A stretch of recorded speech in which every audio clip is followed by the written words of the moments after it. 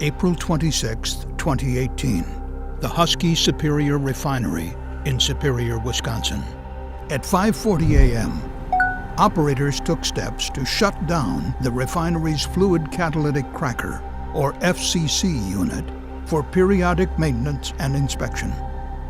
The FCC unit uses heat and a solid catalyst to break or crack heavy hydrocarbons from crude oil into smaller hydrocarbons, which can then be blended into gasoline and other products.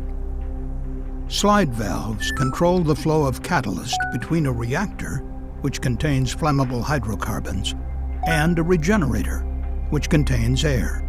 It is important to prevent mixing the hydrocarbons and air, since if they mix, a dangerous explosion can occur. To avoid this hazard, the slide valves maintain a catalyst level between the reactor and regenerator, which acts as a barrier.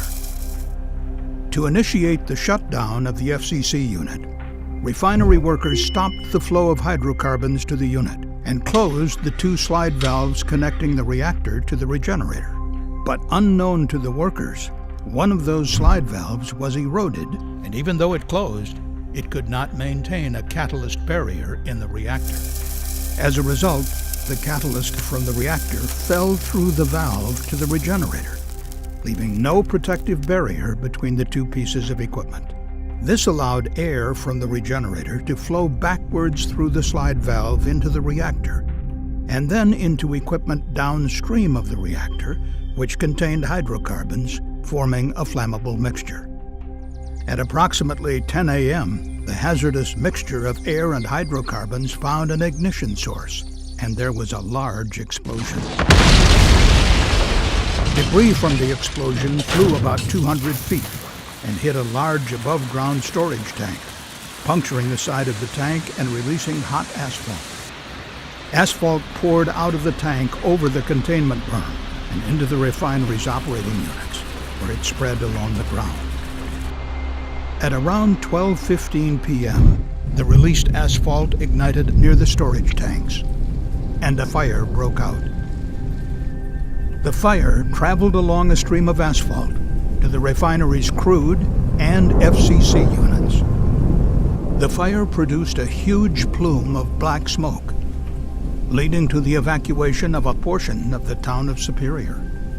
Typically, this type of asphalt fire can burn for days. A plan to extinguish the fire was developed by the refinery's emergency response team. Around 3 o'clock, they began to address the asphalt fire together with the Superior Fire Department.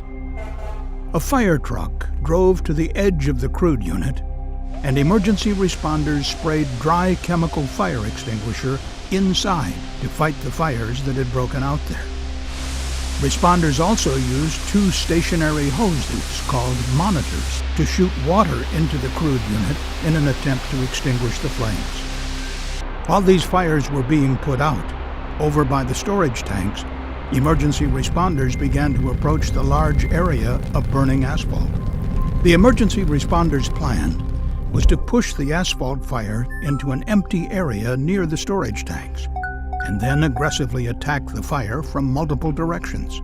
First, they used two monitors, one to the north and another to the west, to sweep water to push the asphalt fire toward the designated containment area. Then, when the fires within the refinery's units had been extinguished, the fire truck relocated so that it could spray the burning asphalt in the containment area with foam from the east.